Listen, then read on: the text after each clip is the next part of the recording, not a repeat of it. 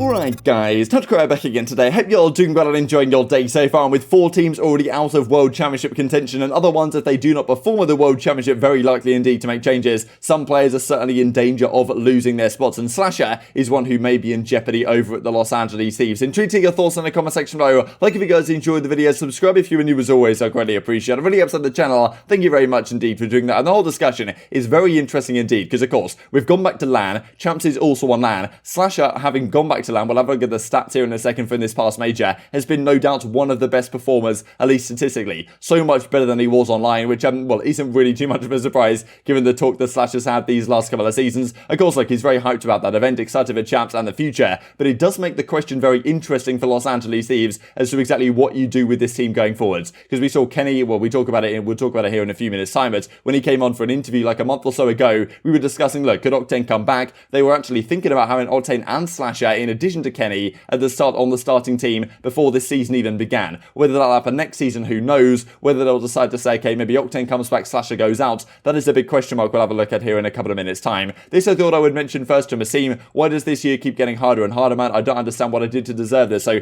not sure what's going on with the team. Hopefully all is well over there with, well, him personally, but also with the team, because they've, of course, got one more event of the season. They play OpTic first round. If they lose that, I'm pretty sure they play the Florida Mutineers, which would be kind of funny given they've played them 3 times at majors this season so far, I'm pretty sure, and they've reverse swept them every single time, so I wonder whether that could possibly happen again going forward. So I hope all is well over there on the same side of things. Wanted to mention this as well, right, because there's 4 teams that are already out of contention. Seattle are gone, Ravens are gone, Gorillas are gone, Paris Legion are gone. 4 teams that I imagine at least a lot of these teams will probably think about completely rebuilding. I mean, Los Angeles, Gorillas and Paris, no doubt they have to go from the ground up again. Royal Ravens, I think they have at least 1 or 2 pieces to build around, and then Seattle find themselves in kind of an interesting spot, right, because they were so good this past weekend and looked competitive with some of the top teams, that what exactly do you do if you're Seattle? Do you decide, okay, let's say, well, think about keeping this squad or keep it like some of the pieces of this squad, but then again, what about the risk of if next season some of it's still online? Then, of course, you've got a bottom 4 team again, like, no doubt. But also some of these rosters are surely going to be targets for some of the players that might be getting dropped off the better teams to slot into these squads in how they're trying to rebuild their organizations going forwards. Thought I'd look at this as well, because these are the seasons of these players. And Ravens, despite last season they came top 4 at the World Championship, they had a great result. This time, I mean, no longer the case, of course. Stage 3 major, they do come top 8 and get $10,000. Outside of that, they did not get a single cent of prize money this entire season. Another team, well, outside of that, of course, they did get 10k. And, well, Los Angeles Gorillas were a team that almost got $0 the entire season. Apart from the Stage 1 major, they had actually a pretty good placement. They beat Los Angeles Thieves. I'm pretty sure they somehow finessed it and got winners bracket, even though they only got 2 wins or something in the regular stages. And this, of course, was when they had Vivid on the team. Since then, things have been drastically downhill. And, well, 11th and 12th the last couple of majors, $0 on the line. This is a Paris Legion, so the worst season, I guess, of all the teams, technically. $0 prize money over the entirety of it. I'm pretty sure Stage 1 major was actually, so Major 1 was 9th through 10th, but really it doesn't make too much difference, to be honest. Total season earnings, $0. They didn't get into the winners bracket the entire season, which of course is not exactly where you want to be. And well, the other team was Seattle Surge, that to be fair, they came, they came top 8 a couple of times, and this past major they actually came top 6. So not too bad for Seattle Surge, $40,000 over the course of the year. Not quite the absolute Paris Legion shambles of $0. So certainly some teams will consider changing for next year. I mean, well, I'm sure the vast majority of the teams will at least make some changes. But things get very interesting going into Champs, right? Because all of a sudden, you've got a team like Atlanta FaZe that looks completely untouchable. And now if you imagine they have a very poor performance at the World Championship, did they even consider changes out of nowhere, right? Like, it's not out of the realms of possibility now, as it seemed to be a couple of weeks ago. These are the overall KDs from the entire Major 5. Afro had a 1.35. This guy is absolutely ridiculous. He's got to be on London next season. If there's someone you've got to build around there, it has to be him. Hydra's right up there as well. Like, if New York have got 1 player to keep, I think it should be him, to be honest. Then you've got SlasheR right at a 1.18. Sky's just behind with a 1.15. Inside, of course, you see a lot of ARs here, and understandably so. Octane with a 1.14. So Octane and SlasheR, that duo of ARs on 100 Thieves went in during the Black Ops 4 season when it was 5 versus 5,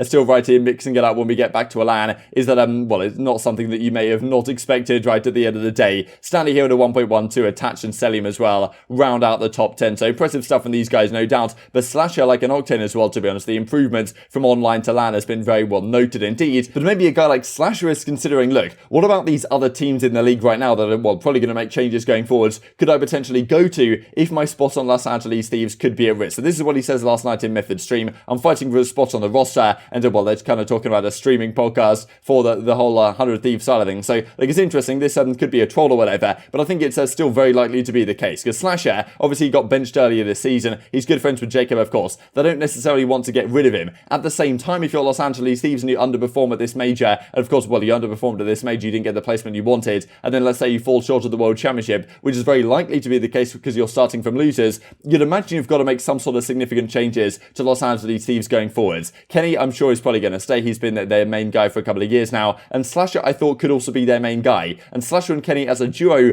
does seem to work when, well, you don't have TJ in there and you have a good SMG duo. Of course, Drazah and John have shown some signs of life, but nothing spectacular. And whether SlasheR, well, whether they decide to go a different route, right, with SlasheR next season, that remains to be seen, because Octane is very likely going to be a free agent, and Octane, SlasheR, and Kenny as a trio, I'm not really sure that works. So therefore, SlasheR might find himself, out of the team. And I was thinking not too long ago, like, okay, wow, SlasheR maybe to Minnesota Rokkr next season, that could be an idea, bring some extra leadership, bring a great assault rifle into the team. But all of a sudden, that doesn't look like a very great possibility, right? Because Minnesota looking like the best team in the entire game, winning this past weekend in phenomenal fashion. So SlasheR does find himself in somewhat of an interesting spot. Of course, as he says, fighting for a spot on the roster. If they perform great, and if he performs great, then as he has done this previous major, maybe they do decide to keep him and build around him as the core of their team, as I'm sure he kind of wanted when the season began. Teams, players don't necessarily like to just jump around between teams. It's messy for them. It's difficult to do so. They'd love to stay on a roster and be winning on that roster for a very long time indeed. But SlasheR's not getting the results he wants on this squad.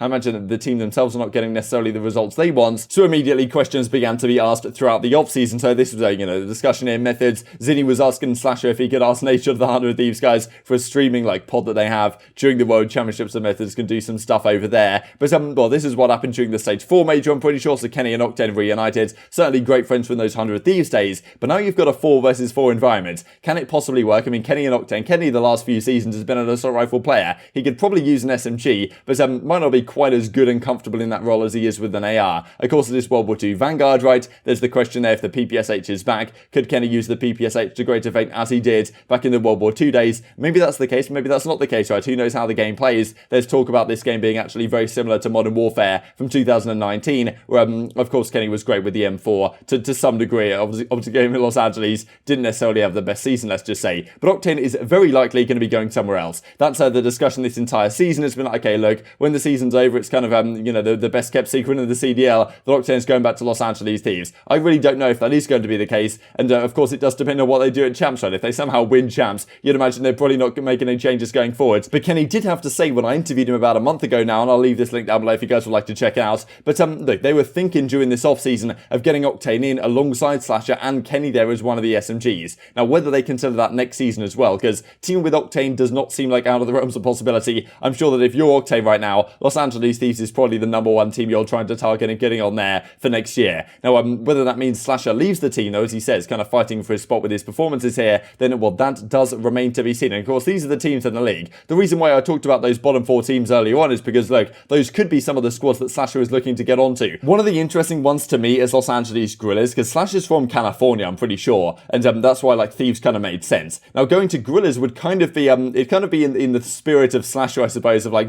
drumming up these rivalries, right? Going to your kind of, like, derby team. They're also in Los Angeles, but also LAG have a lot of money. Like, they're owned by the Cronky guys, like Cronky Group or whatever it's exactly called. Don't even know how to pronounce that guy's name, but owns Arsenal, owns, like, the Los Angeles Rams or something. So, look, they have a lot of money over there. It's kind of tragic, like, how Los Angeles Guerrillas have managed to just, have an absolutely awful team the last couple of seasons, despite having a fair bit of money to spend. So that is something I'd be keeping my eyes on, how they build their team next season. Of course, there's other squads that might be looking for change, like, who knows what Ultra do going forward, right? Who knows what a team like the Mutineers does going forward? I mean, Subliners also is a bit of a question mark, right? Because Clayster may no longer be on that team, and well, the Minnesota Rokkr has won this in these last few months. I've been thinking, okay, well, SlasheR could slot in, as I said, but nowadays, that's probably looking less and less likely, given how good they looked this past weekend. So very much intrigued to hear your thoughts down below on what you think could potentially happen with SlasheR going forward. But also there's the discussion regarding some of these other teams. As Skrapz says, what a hard year, let a lot of people down, but I'm glad I lasted throughout on the Paris Legion, of course. Time to go home and have a hard think about what is next for me. So interesting for Skrapz to say, say. He's certainly been talking about taking some time away from competitive COD, maybe stepping out entirely, right? It depends what options he really has on his disposal next season, but whether he goes to like Warzone streaming full time. The problem is if you go to that and it doesn't work out and Warzone like falls off or whatever, then you may have like kissed your professional Call of Duty career goodbye in a sense. So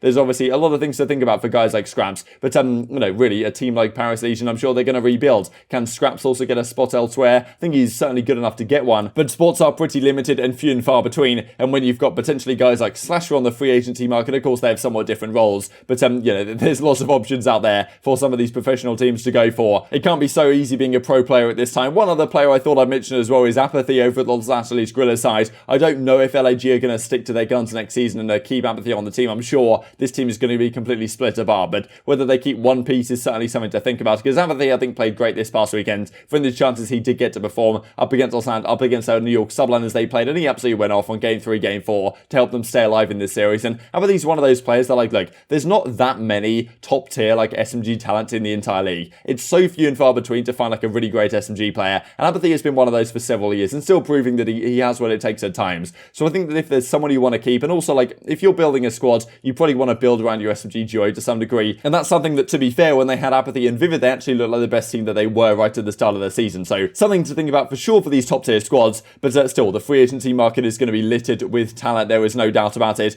Just to finish up with this from the Minnesota Rokkr: calm, cool, collected communications during well, this was during their comeback. You hear the comms from when they're down 4-0, trying to make the comeback, all the way to getting the job done on Raid Search and Destroy up against Trolls. But very much intrigued to get your thoughts on all this stuff in the comment section below. Hope you guys enjoyed the video. If you did enjoy it, I'd greatly appreciate a like on the video. Really helps out the YouTube algorithm like you enjoyed this content. Other people like you may enjoy this content as well, and I'm growing the competitive Call of Duty community. Thank you much as always, take care, and I will see you next time. We're in a deep hole, bro. We're in a deep hole. We're gonna have to dig out. I mean, we can literally make history right here and cause the first ever best-of-9 reverse sweep.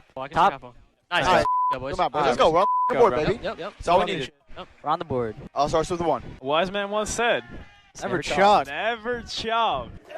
Gets it down to a 1v3. Yeah, we have him trapped. We have him trapped. Preston, he could go our side. Got me dead. Nice. Let's go. Go, boys. Nervous, bro. Let's go. Let's go, bro. APOC. We win this respawn, we win the next S&D, we walk out of here making history. Lay it all out there. Happens, I love you guys. Let's Get it, dude. Let's get it, bro. You got opposite Tiki. You have the cross. I'm on my way mid-steps. Keep him off B. Keep him off B. He can't play it. He can't play it. He's trapped. I can check it. He literally can't plant. Okay, I'll check. He can't. Actually, he can.